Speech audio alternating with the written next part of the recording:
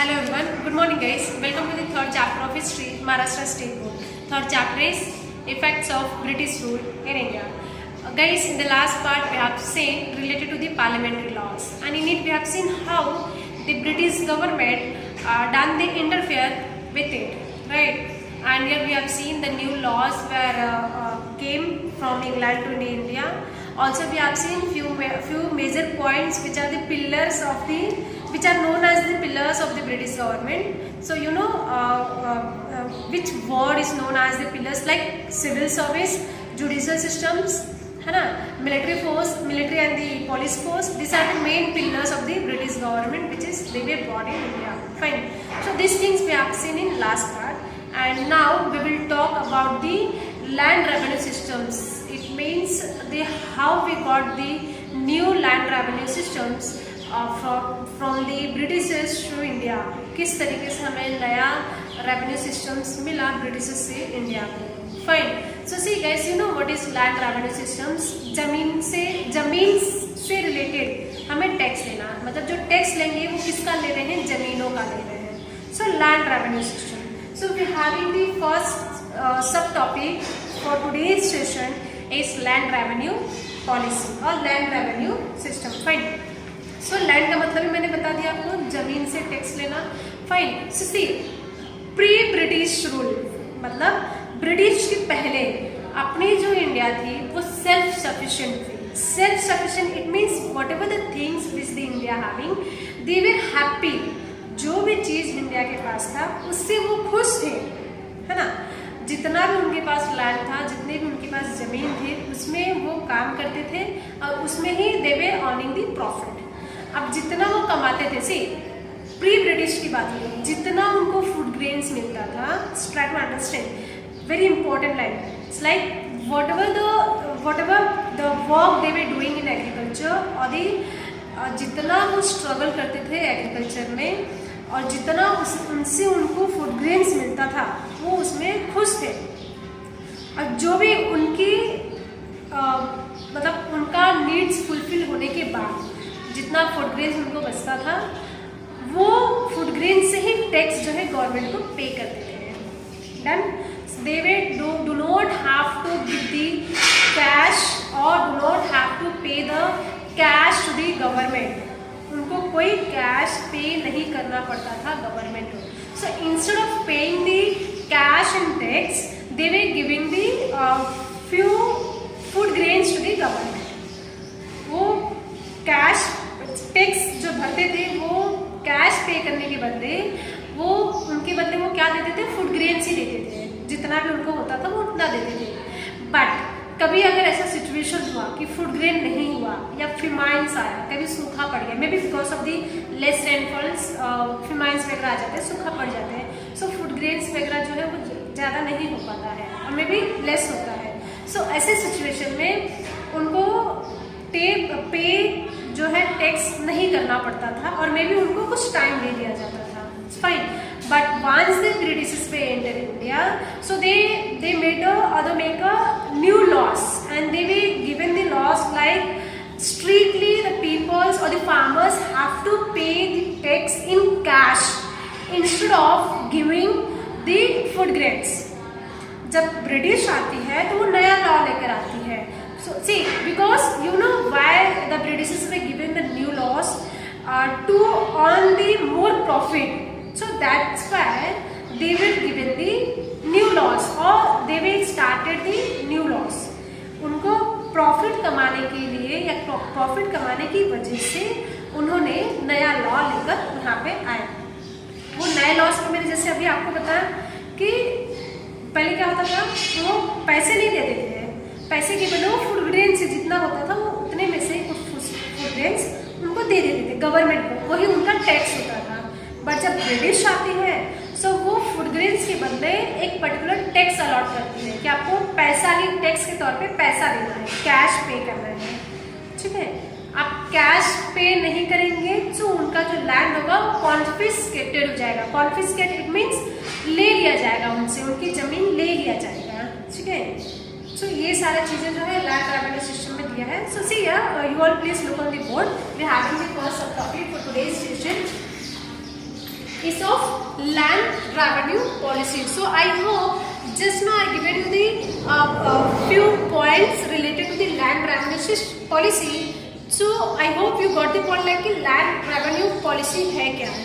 So land मतलब जमीन है, revenue it means to collect the tax. ठीक है, अब वो पॉलिसी है. सो पॉलिसी कैसा था? प्री ब्रिटिश द पीपल्स में सेल्फ सफिशिएंट, है ना. वो जितना मिलता था उतने में ही खुश रहते थे, उतने में ही खाते थे, और जो फूड ग्रेन्स उनमें से बचता था वो टैक्स के तौर पे गवर्नमेंट को पे करते थे. But after once the British were enter in India, so they have given the new laws like they have to pay the tax in cash instead of giving the food grains. Fine. So these are known as the land revenue policy, और इसको ही हम land revenue policy बोलते हैं. Fine. Even during the pre-British period, the revenue was based on the type of cultivated crop, which is just now I given you. Even in the farmers were exempted from the taxation in case of the loss of crops. So revenue was mainly collected in the form of food grains. Even in cash of late payments of the tax, the farmers' land was not confiscated. So just now I given you the line like at the earlier, it means the pre-British rule. If the peoples or the farmers were not able to pay the tax, so it means they do not have, or else उनका जो land है, जमीन है, वो confiscate नहीं होगा. But once the Britishers were entered, so they were given the rules like अगर वो पे नहीं करेंगे तो उनका जमीन उनसे हम ले लेंगे, या फिर उनको हरेस किया जाता था. फाइन. सो ऐसी कुछ चीजें वहाँ पे होता था. और ऐसे अगर लेट पेमेंट करते हैं तो उन पे भी उनको क्या होता था, उनको पनिश होता था या हरेस करते थे. Even see guys at the earlier से जितना जमीन होता था उतने में ही देवे सफिशिएंट, लाइक हम इतने में ही करेंगे और इतने में ही we will earn the profit. But जब ब्रिटिश आई तो जितना भी लैंड उनके पास था वो लैंड को ब्रिटिश ने क्या किया, मेजर किया इक्वल पार्ट में, and they were divided into the several part. और वो अलग अलग पार्ट को डिवाइड किया, डिवाइड करके एक एक पार्ट एक एक पर्सन को अलॉट किया. और वो अलॉट करने के बाद जितना भी वो वर्क करेंगे और जितना उनको प्रॉफिट मिलेगा, जितना प्रॉफिट होगा उसके हिसाब से उन्होंने कैश रख दिया कि इतना आपको टैक्स पे करना है. अब आपका प्रॉफिट हो और एल्स नहीं हो, फिर भी आपको टैक्स पे करना है. Is the compulsory rules of government which is given to the Indian people. ये उनका एक कंपल्सरी रूल्स बन गया था कि अब आपको लैंड मिल गया है, जमीन मिल गया है, मेजर करके मिल गया है, आप उसमें काम करो, और काम करने के बाद जितना भी आपको प्रॉफिट होगा, और प्रॉफिट हो या नहीं हो, अपने को गवर्नमेंट को टैक्स पे करना है. ठीक है. सी अब अगर प्रॉफिट हुआ so it's easy like to pay the tax. अब अगर नहीं हुआ so how the farmers were able to pay the cash. So it's little impossible for the farmers like each and every year और the month. उनको जब भी उनको पे करना पड़ता था तो थोड़ा उनके लिए तकलीफ होता था कि वो किस तरीके से टैक्स पे करें. ठीक है. और फूड ग्रेन्स था तो वो इजी था कि अपना नीड्स को फुलफिल किया, जितना ज़रूरत था उतना होने के बाद वो जो भी उनके अलावा बचता था वो फूड ग्रेन्स उनको दे देते थे. तो ये उनके लिए आसान था और ईजी था. बट ये जो नया रूल आया उसमें उनको डिफिकल्ट फेस होने लगा. Fine. So these are known as the land revenue systems. Fine. Now second subtopic is of consequences of new land revenue. ठीक है. Consequences of new land revenue. So you know guys what the meaning of consequences of new land revenue? ये नया तरीका आया tax का. ठीक है. New जो है वो तरीका आया टैक्स कलेक्शन का. So see the point.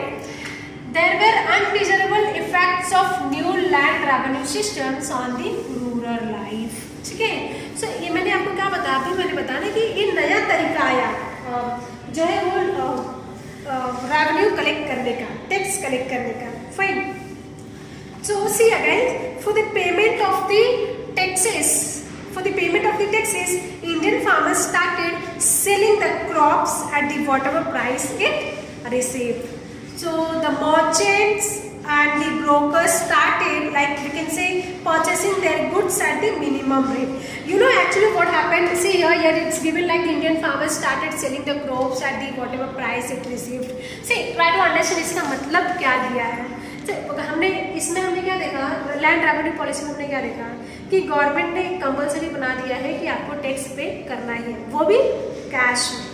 सो वो उनके अंदर दे फील फियर लाइक कि अब मैं अगर टैक्स पे नहीं करूँगा so maybe my land was confiscated by the religious. ठीक है, सो ये that's where they started selling their grains like either in cheap rate और एल्स इन हाई रेट. अब हाई तो बोल ही नहीं सकते, जितना भी जिनसी वो 2 रुपये की चीज़ें अगर वो 50 पैसे में ले रहे थे तो भी उनको वो देना पड़ता था, तो भी उनको वो देना पड़ता था. सो ये एक्चुअली ये उनका एक दायरा हो गया था कि उनको सेल करना ही है एट वॉट एवर प्राइस, कि जितना भी सस्ता हो महंगा हो उनको वो बेचना ही था. रीजन उनके अंदर एक डर हो गया था. I have given the line like they feel fear like if I will not able to pay the tax, so what the government will do or what the merchants will do or what the government of Britishers will do, like they will collect my land or they will do the confiscated, मेरे जमीन को वो ले लेंगे या हड़प लेंगे. so इसके लिए ये जो लाइन दिया है, Indian farmers started selling the crops at whatever price it received. जितना भी पैसा उनको मिलता था वो सी इन वन वर्ड अगर मैं बोलूँ से मजबूरी. What the point? सो वो उनका था वैसा कि उनको बेचना ही था, जितना भी पैसा मिले वो उतने में ही अपने जमीन को अपने ग्रेन्स को क्रॉप्स को बेचते थे. अब सी द नेक्स्ट सब point is given here is of mortgage. You know what, कभी कभी ऐसा होता था कि वो टैक्स नहीं पे कर पाते थे. सो नहीं पे करने की वजह से मॉर्गेज इज मीन्स गिरवी रखना. तो अपने कुछ जमीन को वो क्या रखते थे, गिरवी रखना ही पड़ता था, बिकॉज उनको उतना बेनिफिट नहीं मिल पाता था कि वो अपने क्रॉप को बराबर के रेंज में बेचे और पैसे कलेक्ट करके वो गवर्नमेंट को टैक्स पे कर सके. ठीक है, सो इसके लिए वो क्या करते थे, अपनी जमीन को मॉर्गेज इट मीन्स गिरवी रखते थे या उनको रखना ही पड़ता था. Fine, okay, and after that farmers became the bankrupt. So in case of the non-repayment of loan, the farmer had to sell his land, है ना. So see यहाँ पे हमने क्या देखा, what we have seen here, mortgage मतलब वो अगर पे नहीं कर पाए तो ही गिरवी रखा ना. It's like example if we were taking the loan from somebody else. Example I am giving you कि हमने किसी से लोन लिया है और मैं वो लोन पे नहीं कर पाई हूँ, so मुझे अपनी चीज़ें क्या करना पड़ेगा, कहीं ना कहीं कुछ चीज़ें किसी और को गिरवी रखना पड़ेगा. या फिर मैंने किसी से उधार लिया है, मैंने किसी से कर्जा लिया है in clear way, right. So अब मुझे वो कर्जा देने के लिए क्या करना, मेरे पास पैसे नहीं है. सो मैं अपनी कुछ चीज़ें क्या करूँगी, वो गिरवी रखूँगी. It's known as the mortgage. अब गिरवी रख के whatever the price whatever the money I got from the person जिसको मैंने दिया है, आई वो लैंड ओनर हो, जमींदार हो या बैंक वाला हो, जिसको मैंने जितना भी पैसा उससे मैंने लिया या मुझे मिला, मैं वो किसको रिटर्न करूँगी, जिससे मैंने कर्जा लिया है. फाइन, इसका तो सी सो ये जो कर्जा लिया मैंने रिटर्न किया वो मैंने फुलफिल किया. सो वो काम कौन करता था, फार्मर्स करते थे. ये हुआ. बट मैंने जो सेकेंड पर्सन से लोन लिया है, जिसको मैंने अपना कुछ चीज़ें गिरवी रख के लोन लिया है, अब उसको भी तो देना है पैसे, डन, उसको भी देना है पैसे. अब वो पैसे देने के लिए मेरे पास कुछ नहीं है. सो मैं क्या करूँगी, अब वो क्या करूँगी, मैं जो फार्मर्स होते थे जिससे लोन लिया था वो क्या कर रहे हैं. सो उनको एक ही रास्ता, जो भी लैंड उनकी थी, जो जमीन था उनका, वो उनको क्या करते थे, बेचते थे. उनको बेचना ही पड़ता था. ठीक है, सो वो यहाँ पे दिया है in case of non repayment of loan. मैंने लोन लिया सेकेंड पर्सन से, किसको देने के लिए, फर्स्ट पर्सन को जिससे मैंने क्या लिया था, कर्जा या उधार लिया था. ठीक है, सो वो उधार तो मैंने दे दिया, लेकिन लोन तो मैं पे नहीं कर पाई ना, जो मैं सेकेंड पर्सन से ली थी. सो अगर नहीं पे कर पाए, so farmers had to sell his land. So अपनी जमीन को उनको बेचना पड़ता था. Got the point. और अगर वो ऐसा नहीं किए, like example the farmers was exploited, अगर ऐसा नहीं किया, इट मीन्स क्या होगा, उनको हरेस किया, उनको परेशान किया जाएगा जबरदस्ती. फाइन, सो ऐसे बहुत बार हुआ कि पीपल ने, फार्मर्स ने क्या किया, सुसाइड भी कर लिया था. So the farmers was exploited by the government, जमीन purchased. Fine. So these all are known as the consequences of new land grab. इसको बोलते हैं नया तरीका टैक्स कलेक्ट करने का। एक पर्टिकुलर फिक्स कर दिया, फिक्स करने के बाद आपको उतना ही चाहिए, उतना ही आपको देना है। आप अगर वो नहीं दे पाए तो क्या करना है, उनको गिरवी रखना है, ठीक है। जितना भी उनको क्रॉप हो रहा था उसमें से वो जो भी सस्ता महंगा जितने में भी सेल करना है वो करते थे। वो हायर तो छोड़ ही दिए थे, उनको जितने भी चीप रेट में बेचना था, जितने भी सस्ते में बेचना था, जो भी पैसा मिलता था उसमें वो क्या करते थे, बेच देते थे, ठीक है। उसमें भी अगर टैक्स पे नहीं कर पाए, मे बी लेस होता था पैसा, तो वो अपने ज़मीन को गिरवी रखते थे। अपार्ट फ्रॉम दिस, अब जब गिरवी रखे हैं, पैसे कुछ मिला, वो सामने वाले को पे किया, सो वो लोन वाला बंदा भी तो मांगेगा ना पैसा, सो वो पे करने के लिए वो क्या करते थे, अगर नहीं हुआ, if not having enough money to pay the loan, so what the people were doing, they were selling their land is a last phase to just to fulfill the loan. यही उनका लास्ट फेज था।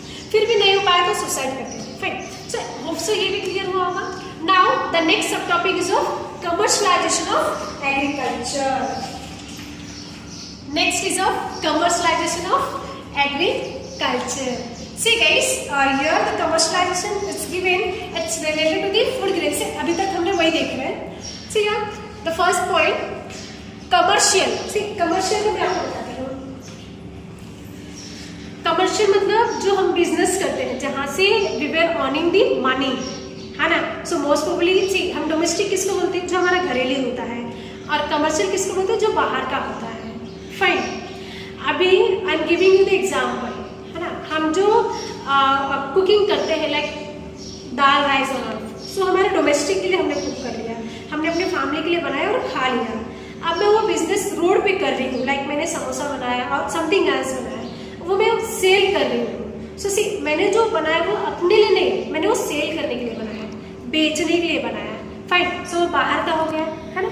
सो आज से वे यहाँ पे जो था, like wheat, rice, जवार, बाजरा, सो ये जो पीपल क्रॉपिंग करते थे, ये जो निकालते थे चीज़ें, सो वो मतलब अपने नीड्स के लिए था।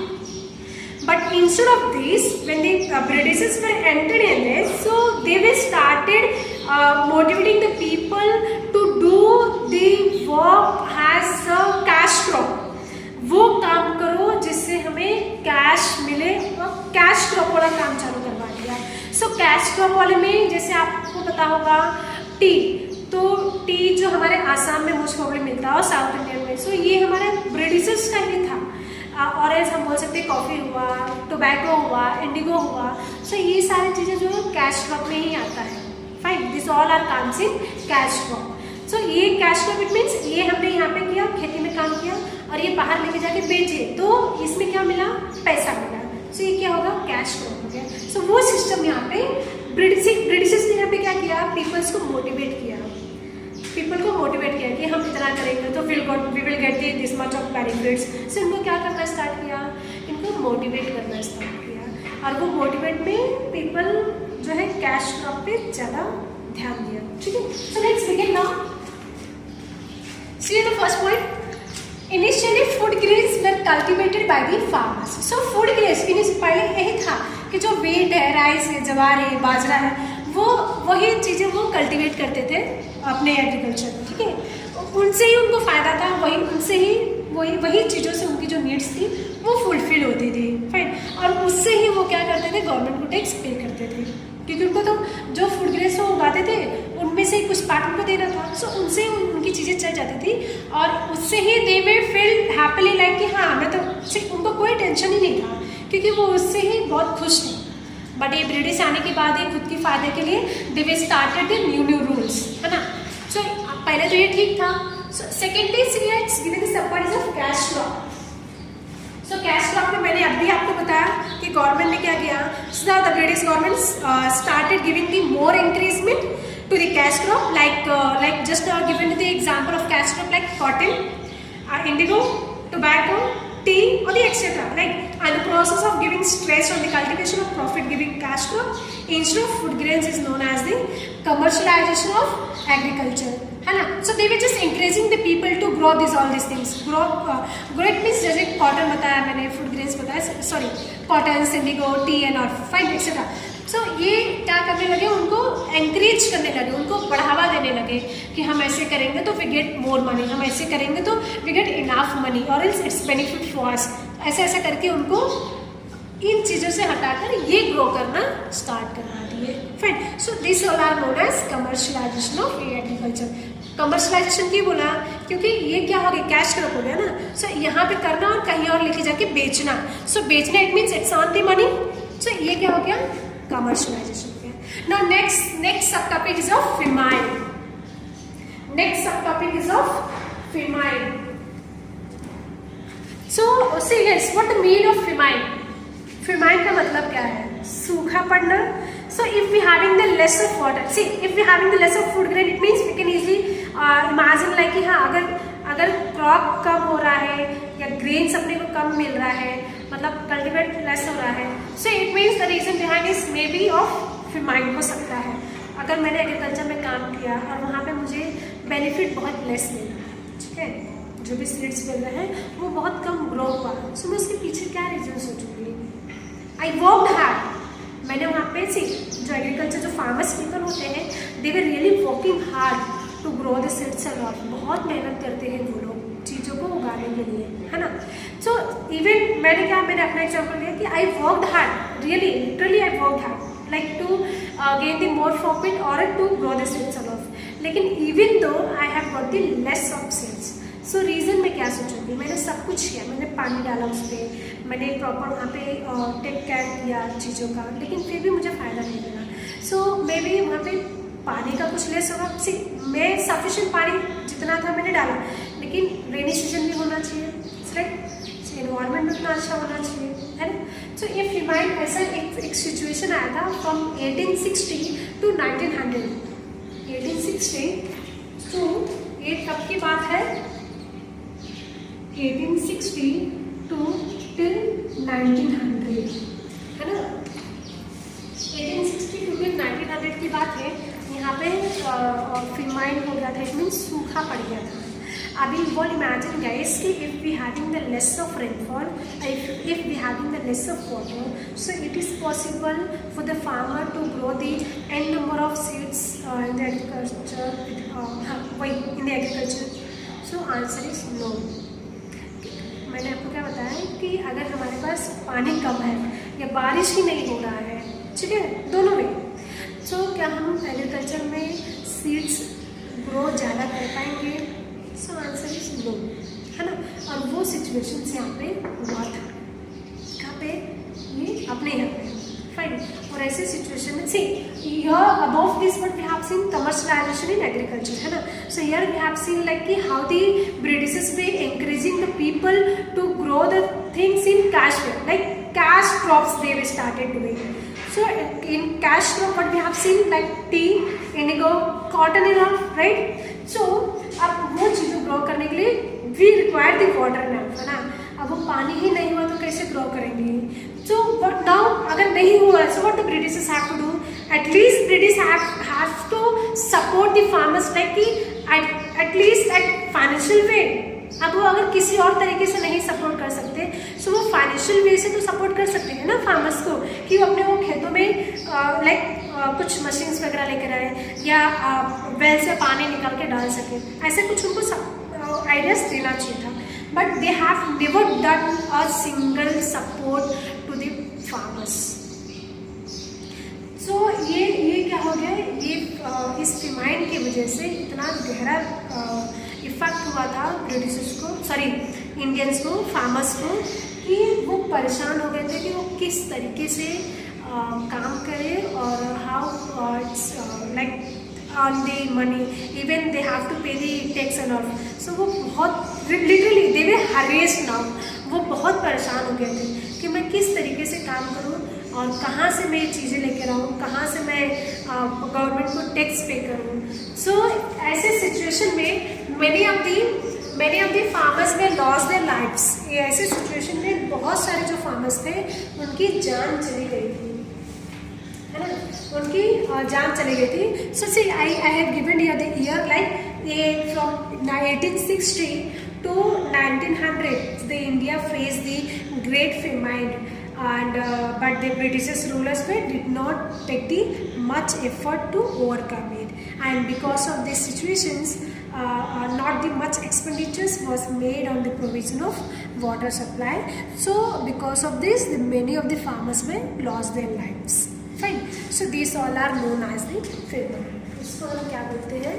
Famine बोलते हैं. Fine. So guys, till here we have seen the few subtopics related to the effects of British. यहाँ तक हमने कुछ सब टॉपिक देखा ब्रिटिश रूल का कि किस तरीके से how the Britishers were enter in India and how they were started और how they were interfere with the peoples और किस तरीके से they were started the new laws in India. ठीक है. Even we have seen apart from the agriculture हमने सबसे पहले क्या देखा? लॉस के बारे में देखा कि किस तरीके से नया लॉस लेके आई and after that we have seen कि किस तरीके से एग्रीकल्चर में इन्वॉल्व होकर यहाँ पे नया रूल कैसे स्टार्ट किया. So still we will complete it here, and the last part is of your homework guys, so you will please note down the homework now.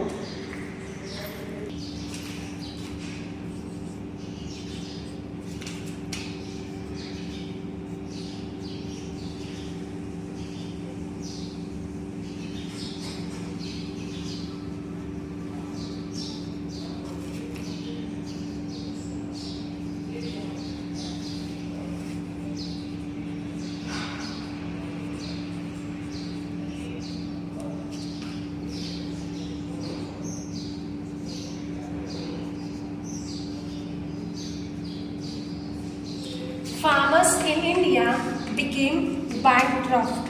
You have to give the reason. Fine. आपको क्या देना है इसका? Reason देना है farmer bankrupt का. So these things we have studied in the consequences of new land revenue. इससे related हमने किसमें पढ़ा?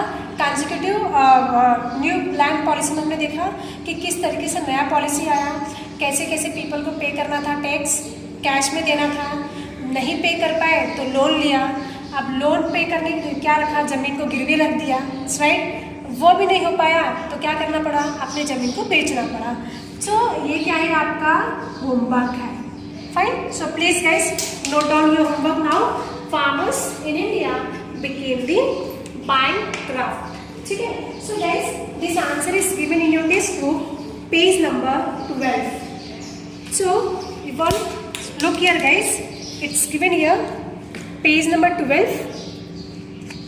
See here, the subtopic consequences of new land revenue system. So you have to copy down from here. आपको कहाँ से copy down करना है? यहाँ से copy down करना है. So while writing the answer, guys, you have to put the point. आप जब आंसर लिखोगे तो आपको point लिखना है. So write the answer with the point. आपको आंसर point wise लिखना है. Done? So as the same way. We will completed the today's topic. आज हमने ये जो टॉपिक स्टार्ट किया था वो कंप्लीट किया है. Still we having the few more points related to the effects of British rule. So will see later. हम उसको बाद में देखेंगे. और इस टॉपिक से related if you having the single doubt like what the mean of land revenue, क्या होता है ये revenue, so you can ask me. Fine. So thank you so much guys. You will please note down your homework.